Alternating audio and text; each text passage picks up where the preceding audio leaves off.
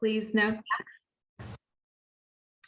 that. My name is Melissa Sadorf. I'm the superintendent of the Stanfield Elementary School District located in Pinal County. And I serve as the Arizona Rural Schools Association president on the executive board. And Sean, why don't you introduce yourself? My name is Sean Rickert. I'm the superintendent of Pima Unified School District. I'm also the president-elect of the Arizona Rural Schools Association.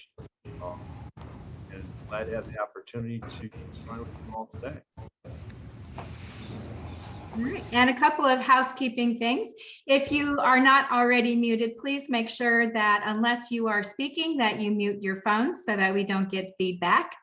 And note that throughout the time that we're spending during the next hour, we want to make sure that this is an interactive conversation with Senator-elect Bennett, as well as any people that want to ask questions, provide comment. So please feel free to raise your hand. You can use that function. I think we're all Zoom savvy enough to know where that is by now.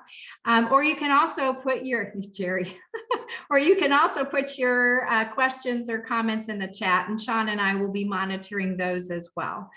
So please feel free to do either one of those things. And without further ado, Sean, if you'd like to go ahead and introduce our guest for the hour, I'll turn it over to you. Awesome. Well, as you can see, Senator Bennett he's in his office. I can tell it's a Senate office because of that wonderful concrete work outside the window. Looks like he's been in there for a matter of hours because he has almost nothing on the shelves yet. The walls are still fairly bare, but so we're in the midst of a transition. But we know that as the incoming chairman of the Senate Education Committee, he's in a great position to affect education policy in this session. And so we really appreciate him taking the opportunity to visit with us. For those of you that don't know Ken Bennett, let me give you a little bit of introduction here. He's a political figure from Arizona, has served as the Secretary of State from 2009 to 2015, was a member of the Arizona State Senate from 2001 to 2009. He is a member of the Republican Party, has served as the president of the Arizona State Senate. And prior to his political career, he was a businessman and served in the United States Navy. So he's very familiar with the workings of our legislature. And it is one of the few in our legislature that has experience working with divided government. So he is in many ways uniquely situated to help guide things through in the coming months. And we know that it's going to be an exciting couple coming months.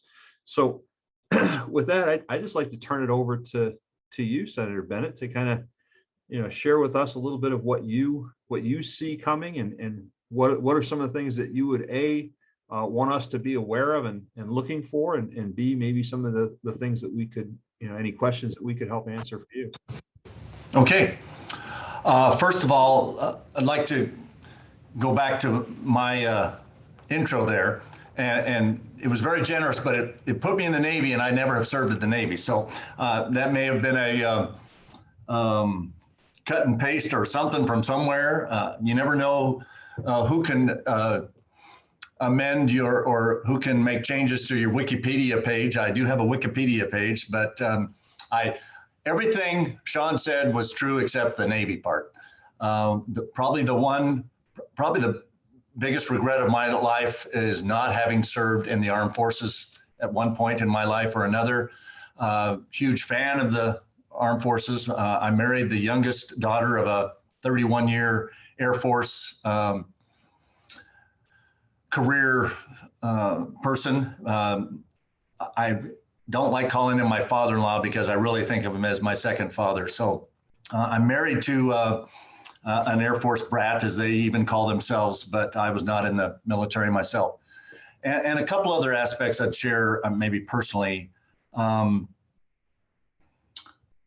My wife and I have been married 40 years. We have 3 grown children. They all 3 went through the public school system here in Arizona. They got great educations courtesy of Prescott Unified School District. We now have 4 grandchildren. We're watching them grow up and go through the public school system. Unfortunately, they're in Utah, so we have to drive 9 hours and 13 minutes to get there. But I am a huge fan of education and a huge supporter of education. In addition to some of the things that Sean mentioned, before I was in the legislature, or first of all, I started out in local government. And so I want you to understand that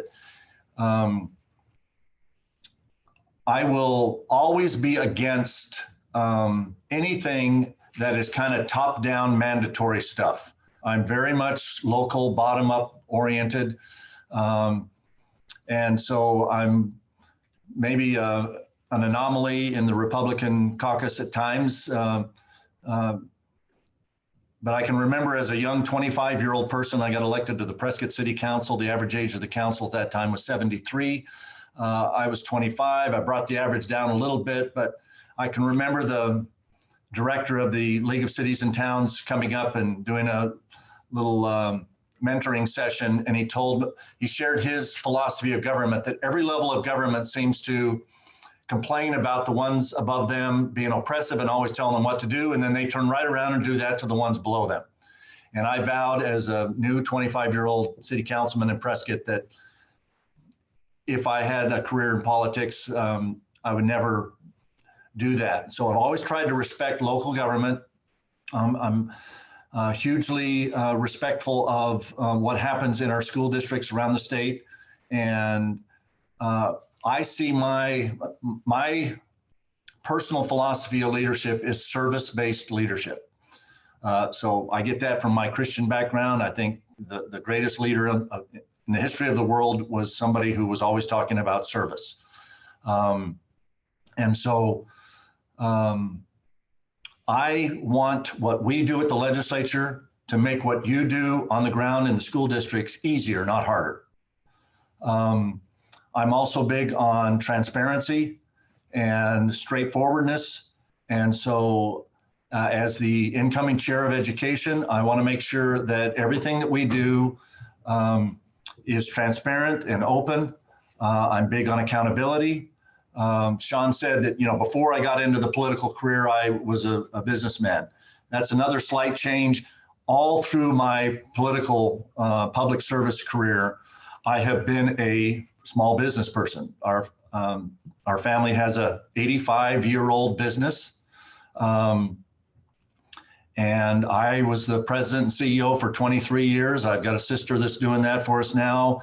I didn't kill it during my 23 years, and she's taken it to even greater heights. But this is a part-time job for me, and I don't see myself first as a political figure. I see what I really like to be seen as is Papa, because 4 little kids call me Papa, and that's about as good as it gets.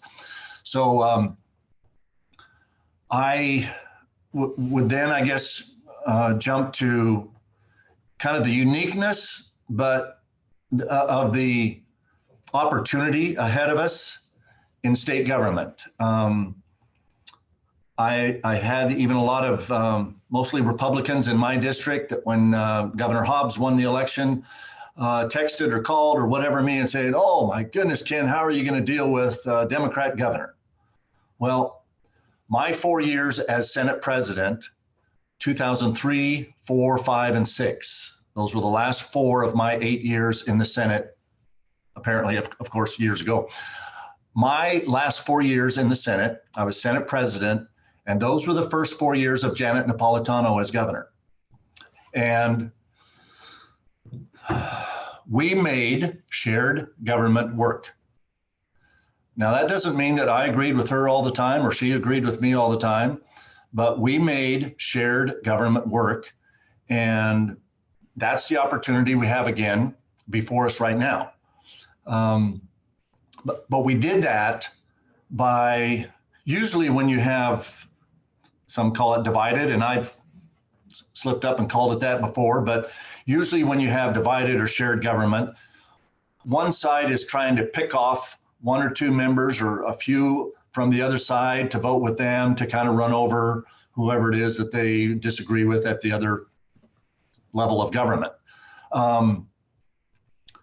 What Governor Napolitano and I think were able to do, and it wasn't just me, but others in the legislature as well, but we were able to stay focused on what can we do that can get a majority of support in the Republican caucus in the legislature and a majority of the Democrat caucus here in the Senate. And if we can do something that has the majority of support from both caucuses, then I usually had something that Janet would sign. And sure enough, during the 4 years I was president and her first 4 years as governor, for example, we had to do 5 budgets. The last budget left over from Jane Hull kind of got out of balance. That's not a criticism to Jane, but it was right after the 9/11 events, and the economy was just up and down, and sometimes mostly down. And so the first thing Napolitano and I had to do was cut $120 million out of the budget with just a few months left to go in the budget year. So we're right back into the AEL situation that a lot of school districts are warning us about. But sometimes the legislature can get themselves into that same pickle where there's 5 or 6 months left in the budget year and the revenue's not coming in. And at the time, the rainy day fund was zero and we didn't have any reserves. And we literally had to cut spending with 5 months left in the budget. But we did that. And then the next 4 years, we passed balanced budgets. But during those 4 years, we put more new money into K-12 education during those 4 years than any other 4-year period in the history of the state up until that time. I think that's been exceeded now in the last 4 years with the Red Fred and the 20 by 20 and some of that stuff. But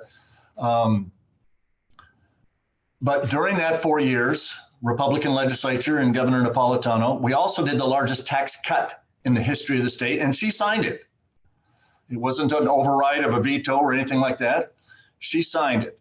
We also did the complete redo of Child Protective Services and remade it into Department of Child Safety and almost doubled their budget. So we did some, in order to have both sides feeling like we were working together, we did some very significant things. We rebuilt the rainy day fund from zero to over $1 billion. We started reducing property taxes on businesses without shifting that property tax burden to homeowners. We got rid of the personal property tax that Arizona used to have that taxed computers and equipment. That big $5 billion chip plant would not be being built in North Phoenix if we hadn't done some things, a Democrat governor and Republican legislature, that we both agreed on. So my commitment to all of you is, one, we're going to work together as a Republican chair of a committee. I'm not going to just hear Republican bills. I just met with one of the Democrats that's going to be on the committee, Senator Miranda, and assured her, and I assure everybody publicly here right now, if somebody brings forward a bill that's in good faith, that moves Arizona forward, that makes your job at the district levels easier, or solves problems for you, or helps you help what should be our number one focus, which is students, then it's going to get a hearing in Bennett's Senate Education Committee. If it's a bill that's trying to poke somebody in the eye or embarrass somebody or whatever, I may hold some bills like that. But if they're good faith and we're trying to move things forward, I'm going to hear bills regardless of whether they're sponsored by a Republican or a Democrat. Let's go right to the AEL. Probably the first bill that I will introduce in my own committee will be to suspend it, to override or suspend or whatever the correct terminology is, so that you guys can spend the money that was appropriated to you in last year's budget or this year's budget. I don't think it makes any sense to appropriate monies to be spent by either state agencies or school districts or whatever it is, and then say, but you can't spend some chunk of it. So I believe we will suspend or override or what, like I say, whatever the right word is, we will suspend the expenditure limitation. I hope we do it sooner than later. I hope we don't run it up to February 28th and make school boards have to think about sending notices out that if something doesn't happen tomorrow by midnight, that all hell might break loose, because that's not the kind of way we should run our education system. But it is a challenge because the voters approved the AEL back in 1980. To suspend or override the AEL, it's going to take 20 votes of the 30 senators and 40 of the 60 representatives. So we're going to have to get pretty strong representation out of both caucuses. And my commitment is that we will take care of the AEL. And I hope it is one of the first things that we do take care of. I noticed that Representative Cook has submitted a House Recurring Resolution 2001 that would basically do just that. So I'm glad to see that, it's right there on the top of many people's list of things that need to be addressed. I mean, in Yavapai County, which is basically my legislative district, I added up the effect or the impact that the AEL would have if it went into effect, and it's $31 million, amongst about 22 school districts in Yavapai County. And I mean, some of them, it's over $3 million to Chino Valley, which is the largest employer in the town of Chino Valley. I mean, it would just decimate some small communities in my district and many around the state, I'm sure. So to me, it's not a question of whether we suspend the AEL and let school districts spend their appropriated monies. It's when, and let's get it done. Thank you. Thank you very much for that commitment. That means a lot. Because there's a lot of concern, somewhere under the surface for educators as to what would happen if that 1.4 billion dollars wasn't available to the budgets. So otherwise, as far as my philosophy on education, to me, I want to, the number one thing that I want to stay focused on is children, our students, and their academic progress. And I think we've had some challenges with the pandemic and things over the last couple of years. We got a lot of work to do to overcome some learning loss that's been more significant in some districts than others or whatever. But I want to keep students first. And like I say, I'm interested in doing things at a state level that keeps things simple and allows you guys to do your job at the local level. But I also, as I said earlier, expect accountability. About 2/3 of the state general fund budget goes to education. And by far the largest chunk of that is K-12. So, well, not 2/3, is probably about 60% between K-12, a little bit that we still give to comm colleges. We've kind of weaned them off almost entirely from the general fund budget, and they have to live off of property taxes. But between K-12, comm colleges, and the universities, it's about 60% of the state's general fund budget. And we want to make sure that we have accountability and that we're getting the results, not because we're interested in how we spend our dollars. We're interested in how our dollars spent helped children. And that brings up an interesting question. And I don't want to dominate this whole thing, but I will. If something comes to mind, I'm going to bring it up. Okay. Sorry about that. So, but one of the things that we saw a lot of in the last session and over the last couple of years was this the growth of parental rights, parental oversight in education, and a push in the legislature for laws that give parents access, control, and I wonder, obviously, for a rural school, the biggest challenge that creates is manpower to meet that additional need. Um, you know, we strive to meet the needs of students, and many times struggle to meet those needs given what we have as far as resources.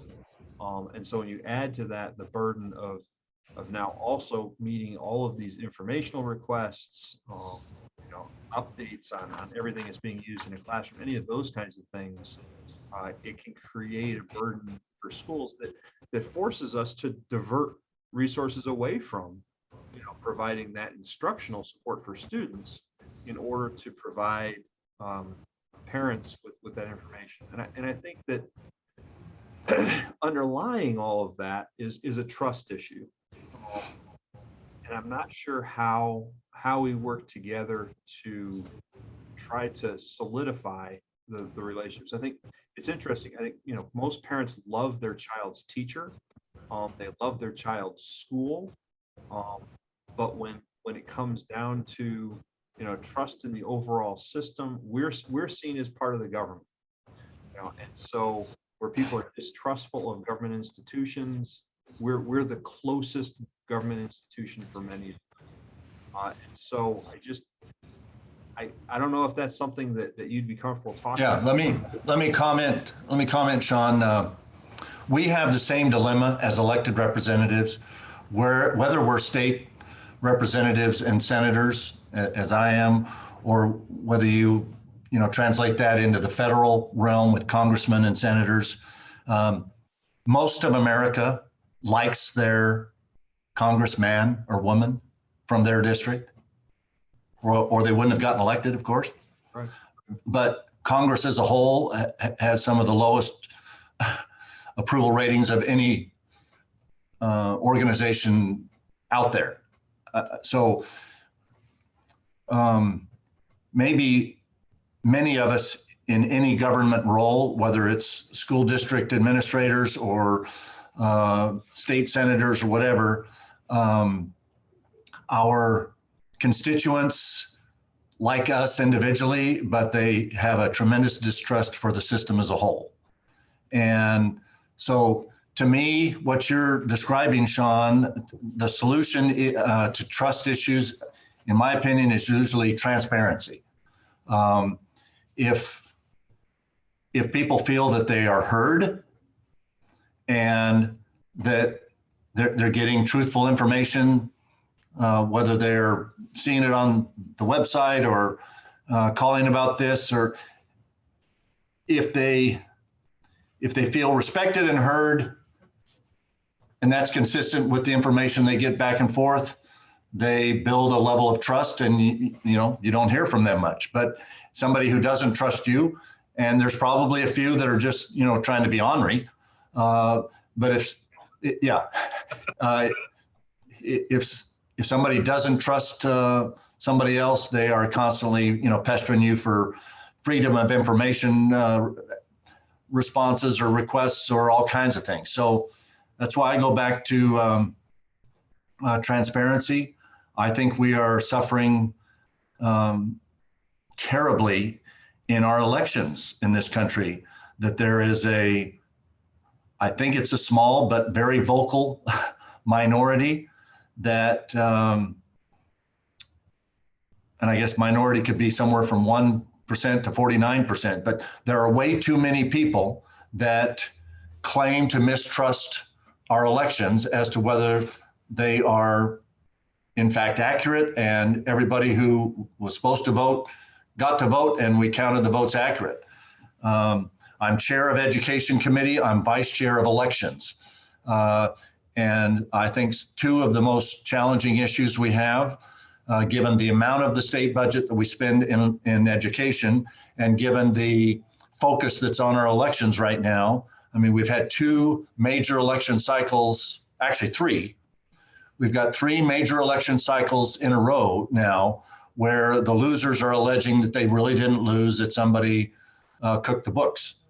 And so I think my commitment to this group is that we will try to find the balance between what do we put in legislation that gives parents the rights to know what's going on in schools, I think it is a balance issue to a large degree, because I don't want schools, either administrators or teachers or all of you combined, so distracted by those parental rights requests or what's happening or what's your curriculum, to distract you from your main goal. But also, we have to recognize that these children are on loan to us from their parents, and hopefully in most of those cases, those are caring parents that really do care what's happening. And unfortunately, there are some situations where we've got parents that want us to just take care of their kids for 7 hours a day. And so we have to find the balance. And if that balance has shifted to more burdensome than it should be, let's entertain ways to pull that back a little bit. Thank you. Thank you. And Senator Bennett, if I could just follow up on Sean's question, one of the things that I know is a concern for a lot of our rural administrators who, as you're very well aware, you know that we wear multiple hats. And so when you're talking about that burden and the capacity that a rural community school has versus an urban or a suburban to do those different things that allow for that transparency that you're talking about, do you have any thoughts on ways that that burden might be reduced for our rural school communities and our administrators? I would just say, please share with me some specific examples as best you can identify and share those of where that burden has got a little bit out of balance. And let's see how we can adjust or get rid of some. I mean, I was in a meeting 2 days ago with some superintendents from around the state, and one of them said there's something in state statute about sunblock education, and I about fell out of my chair. We should not be stipulating in state statute how much time or how you're supposed to address kids about sunblock. But I don't know, maybe there was a legislator 20 years ago who had skin cancer, or a loved one died from skin cancer, and regretted not having known something about skin and sun exposure. And one of the things I'm very interested in this year is seeing if we can simplify Title 15. And maybe even also the funding formula itself, so that we're much more straightforward. I'm not about, I think we've got some issues around the state where if you take all of the resources in some school districts and divide by the number of children, they've got a per pupil spending level of here, and then you go to some other school districts around the state and it's way down here. I'm not about, and I have no illusions that we can take from the haves to give to the have-nots. That's not going to work. But maybe if we are honest and straightforward with each other, if we're going to put new money into K-12 next year above this year, which we are, maybe we can figure out how to give $2 per student here for every $1 here, and pretty soon we can close these gaps when everybody's going up. And maybe we can simplify funding formulas so that you need one person in an administrative office dealing with all the budget forms and things instead of 3 or 4. And we can simplify without having unintended consequences on any districts. I'm not interested in taking $1 away from anybody. But I also think we've got some situations where, for a variety of reasons, we've got some pretty significant disparities between the haves and the have-nots. And the only way we'll solve that is to do something that brings those well below the average up a little faster, while we're also increasing everybody else as well. I'm gonna refer to a question in the chat, and this is Andy Smith from Yavapai College. How will the legislature help build morale and goodwill to attract and maintain teachers? It seems energy and education in Arizona has got school choice, which we've had for years, but teachers are choosing to leave, quit, retire, etc. I'm sorry, Prescott College, thank you. In Yavapai County. Is this a legislative concern?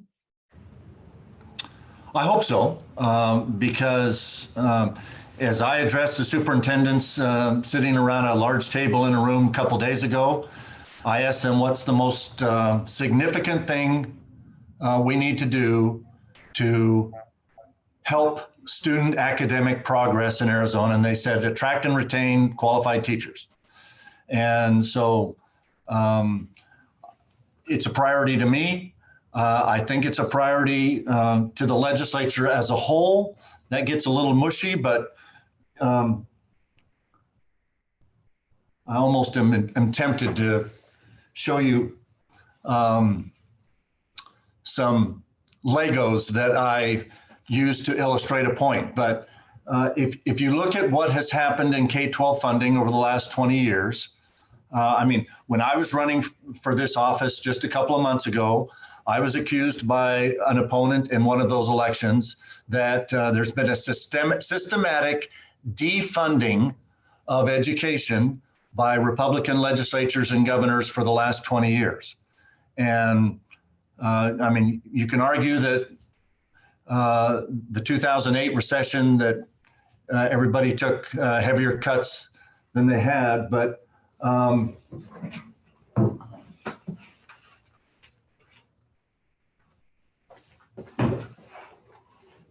I went back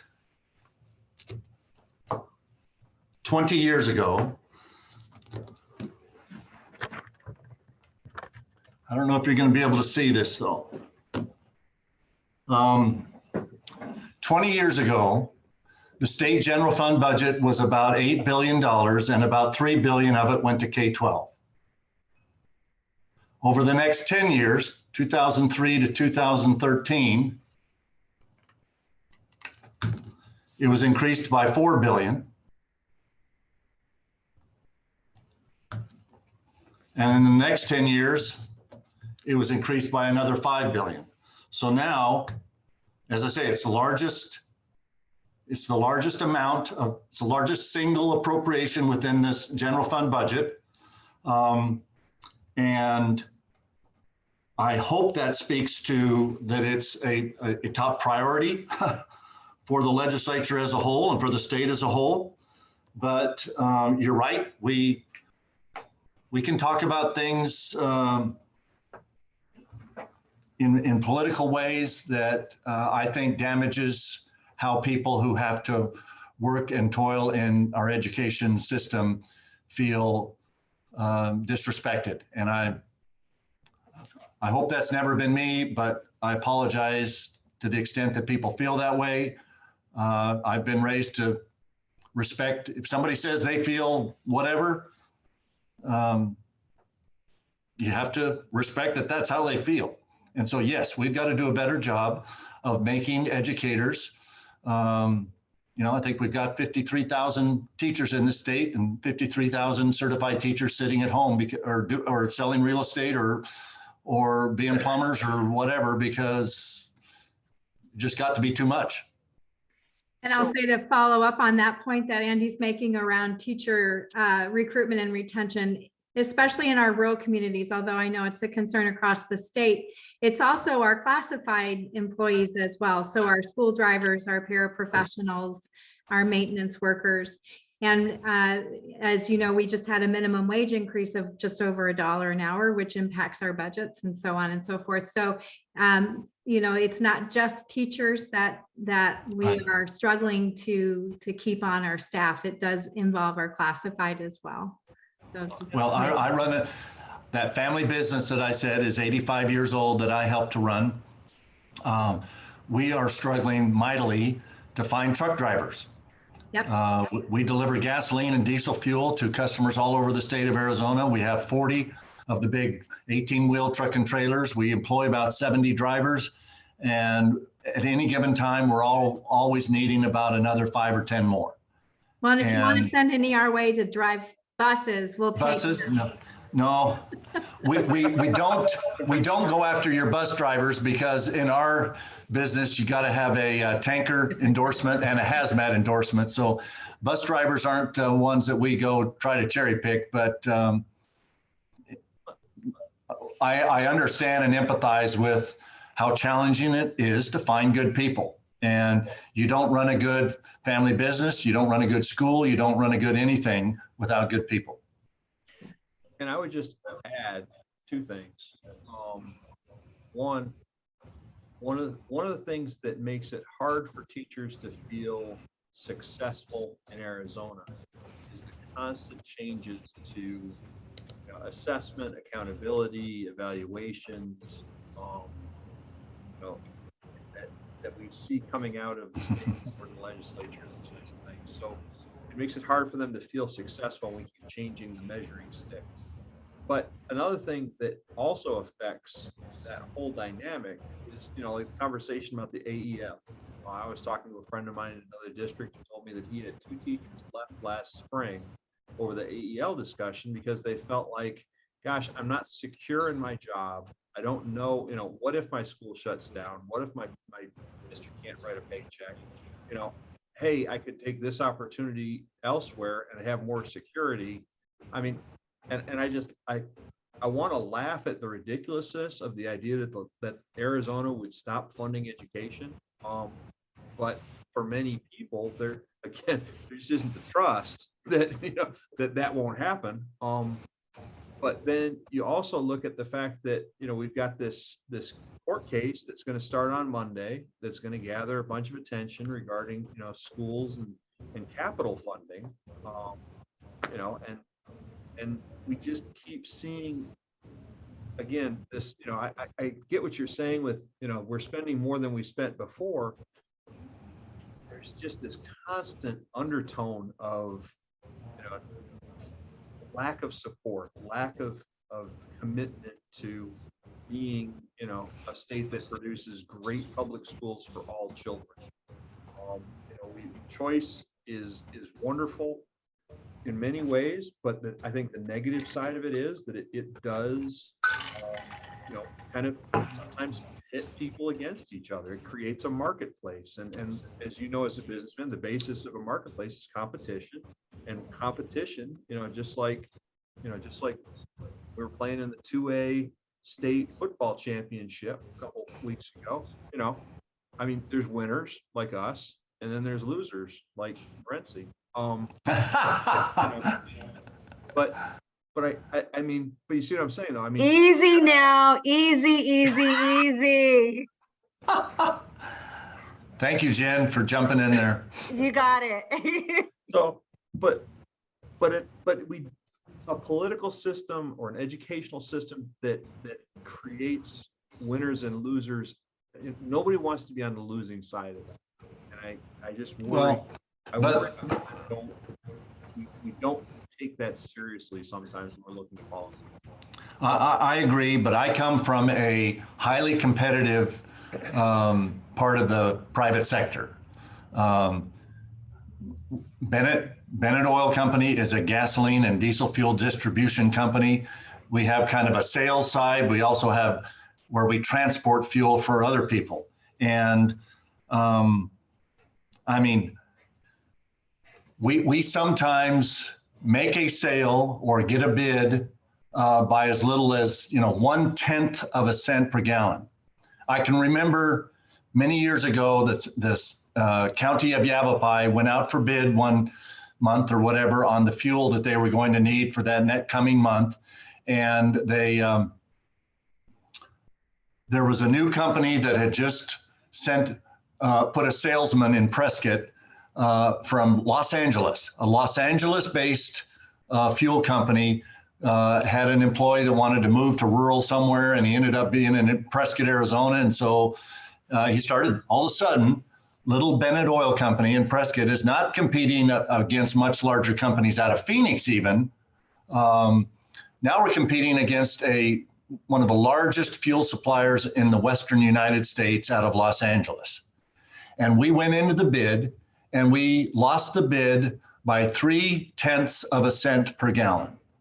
Now, on a 7,500 gallon load of diesel fuel, 0.3 of a cent per gallon was like about $2.50. Okay, and we lost the bid, and Bennett Oil did not sell fuel to Yavapai County that month. Yep. It wasn't 2 days later that I got a call from the Parks and Recreation Department of Yavapai County asking Bennett Oil to donate 500 gallons of fuel and a tank and set it up at a new place where they wanted to build a new park facility and a 4-complex ball field. And I said, wait a minute, did you call SC Fuels Company in Los Angeles to see if they would donate 500 gallons of diesel fuel to the project? Yeah, they don't do that.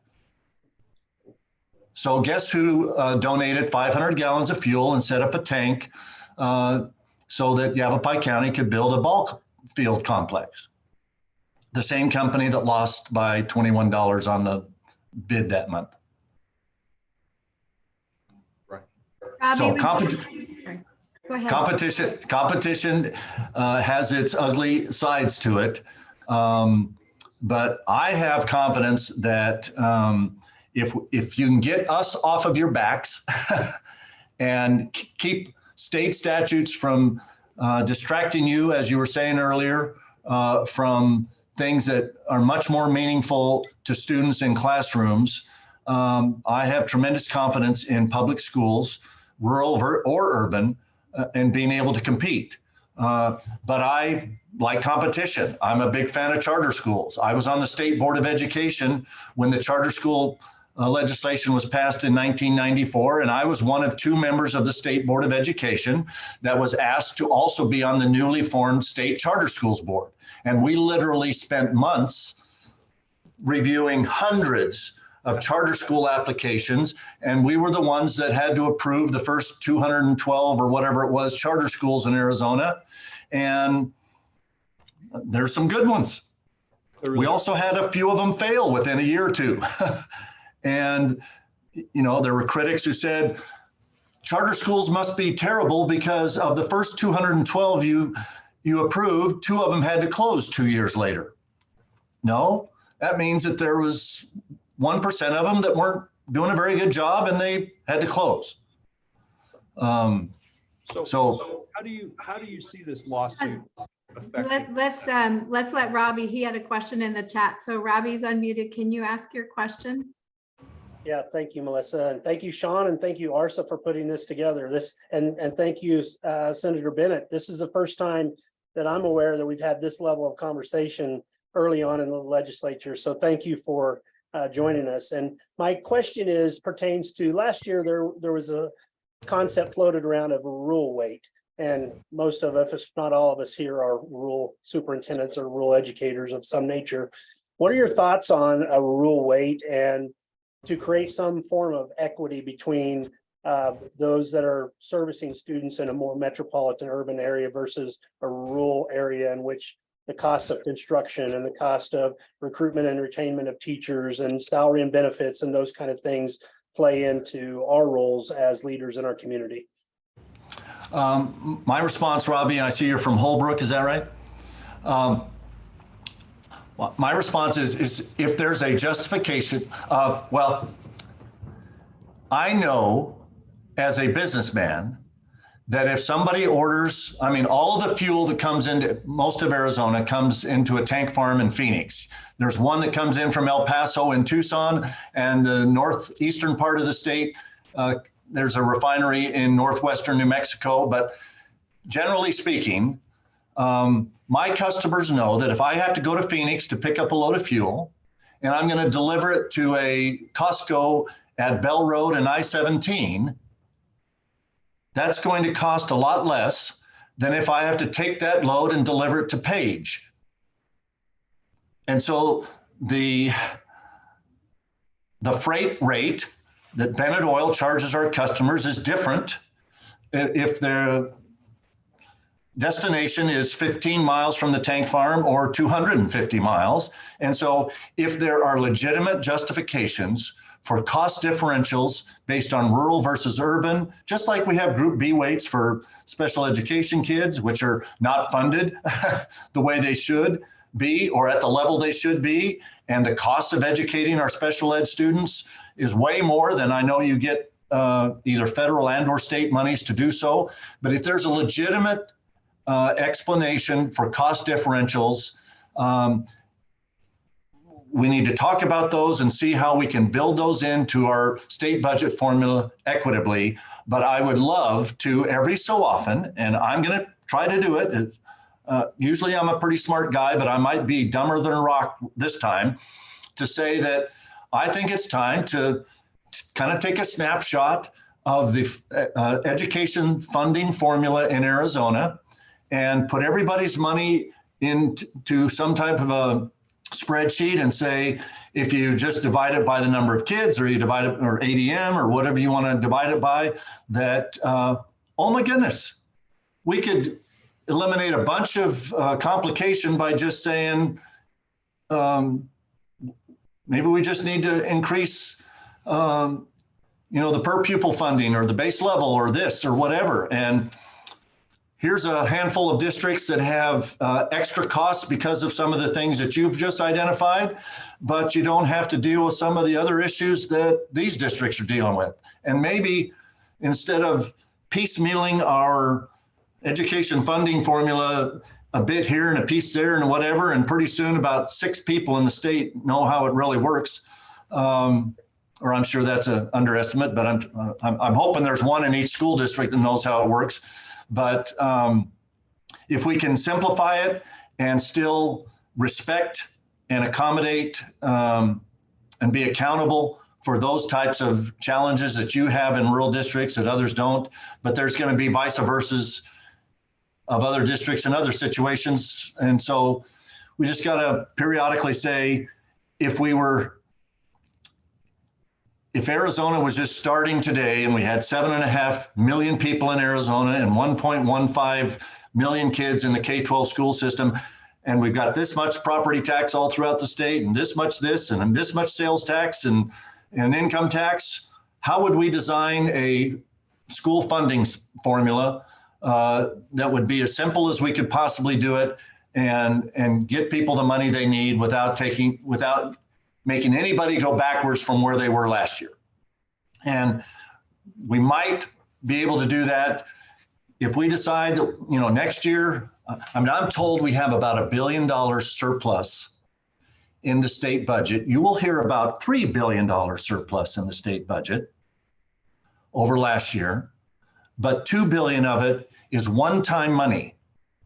I don't know yet whether it's COVID money that the state has received from federal funds or something, but I hear people talk about a $3 billion surplus in the state general fund.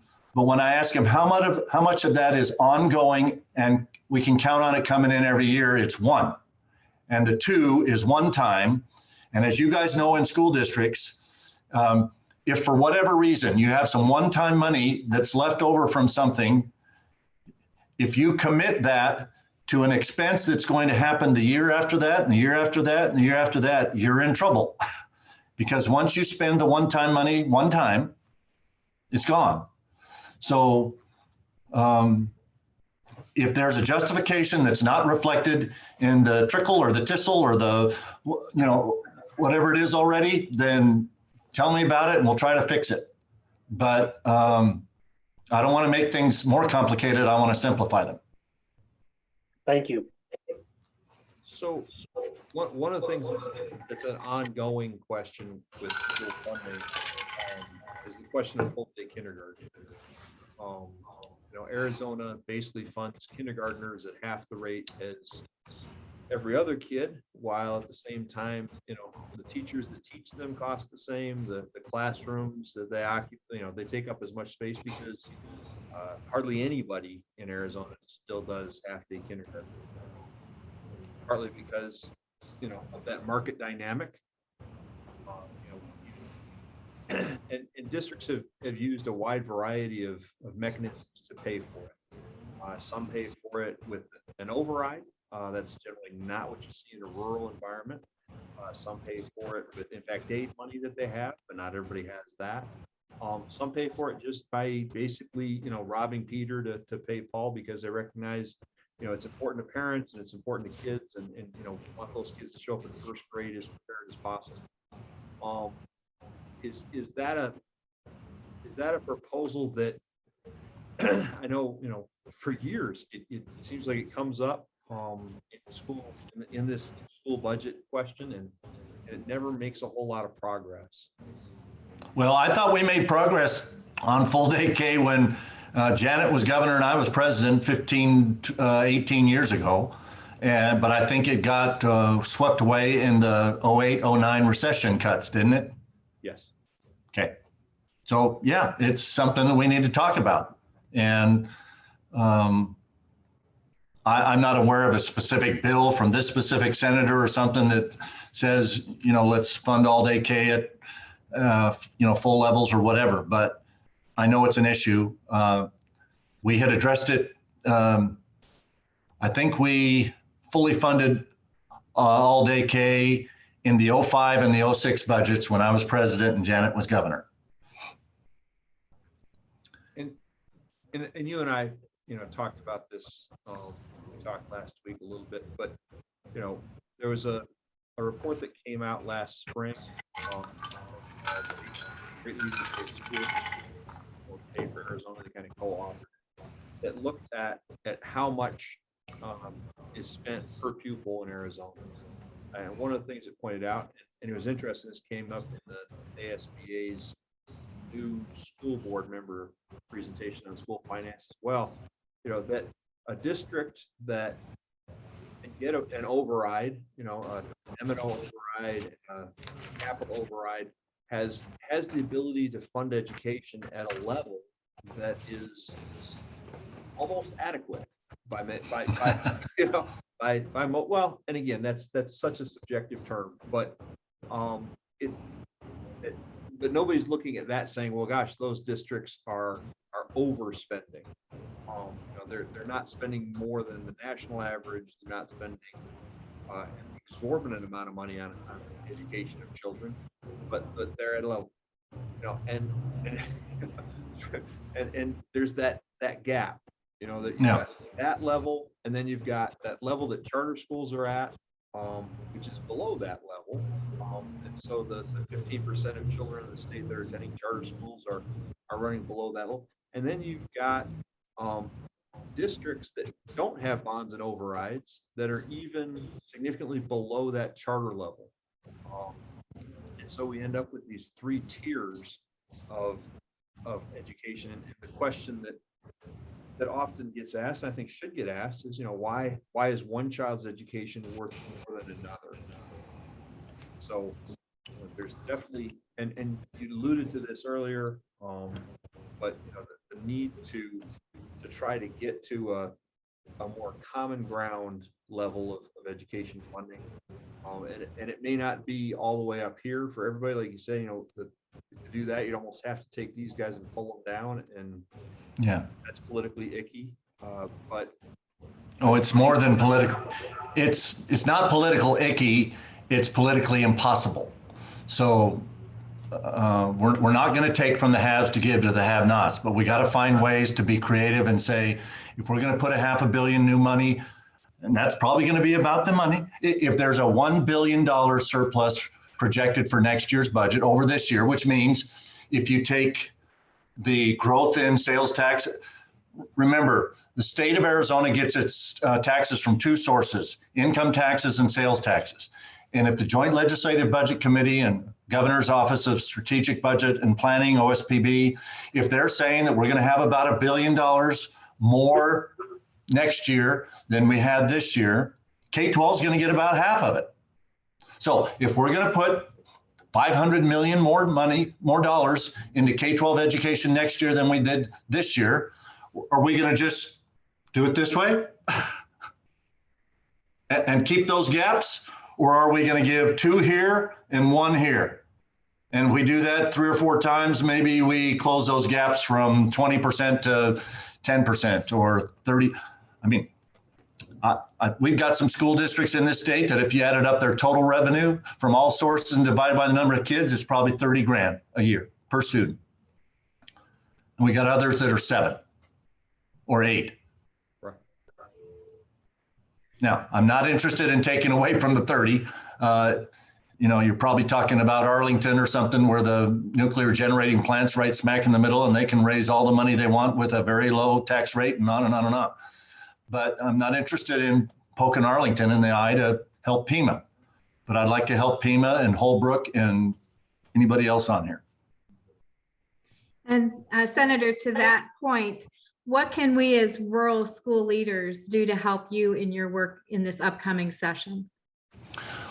One thing I'd like to suggest, Melissa, is, and I suggested this to a similar group just a couple days ago. I think we would benefit our state, our students, and ourselves if we could identify 5 key indicators that we're going to focus on for the next 10 years and agree on how we're going to measure the success or accomplishment or progress towards success on those 5 key indicators and see if we could start to diminish the amount of extra criticism or noise or whatever that seems to infect the discussions and the policy considerations that school boards have to make at local levels, legislature has to make at the statewide level, governors have to make for their budgets. And, if we could kind of come together on these, if our main goal is improving student academic performance, and we could agree that these are the top 3 things that will positively affect that. And number 1 is going to be attracting and retaining quality teachers. But I think there's maybe class size, or maybe there's a 3rd one. Come up with 3 indicators of how we want to accomplish that. And then 5, agree that this is how we're going to measure progress. I can remember one of the years I was on the State Board of Education, and we were getting beat up as a state for our graduation rates. And Texas was supposedly number 1 in the nation, and Arizona was 47th. And so we decided we're going to dig into graduation rates and figure out why is Arizona so much worse than Texas is. And darn it if we didn't find out that Texas calculated their graduation rates different than Arizona did. And if we calculated our rates the way they did, we went from 47th to 28th, and they went from 1st to 23rd or something like that. But we kind of agreed as a state board of education, we're going to quit beating ourselves up over graduation rates, or we'll at least use the data that we know is how we do it in Arizona, and we'll work to improve that. But we're not going to shoot arrows at each other over why we're so much worse than Texas, because we're really not. We just calculate it differently. Excellent. So come together on 5 things that we ought to focus on over the next 10 years and how we're going to measure those so that we're not, in education, we are terrible at, and maybe this is just human nature, I don't know, but it seems like almost every vantage point from somebody in education latches on to some statistic they read somewhere in some study of something, and that becomes their mindset, and you cannot divert them from that mindset come hell or high water. And they will beat everybody else up using that index or indices or metric or whatever so let's find 5 things we can agree on that we're going to focus on, and how are we going to measure those for the next 10 years? Well, thank you for that. I appreciate that very much. And we are more than past the hour that we were able to spend with you, Senator. And so I want to thank you for your time, and really appreciate you taking the time to talk with us. And we will certainly, I know, be communicating with you throughout the upcoming session. Good. And Sean, if you'd like to say any last words, we can make sure that we send everybody out. Yes, this has been a wonderful opportunity for superintendents in rural Arizona to have a conversation and to really get to know you, Senator.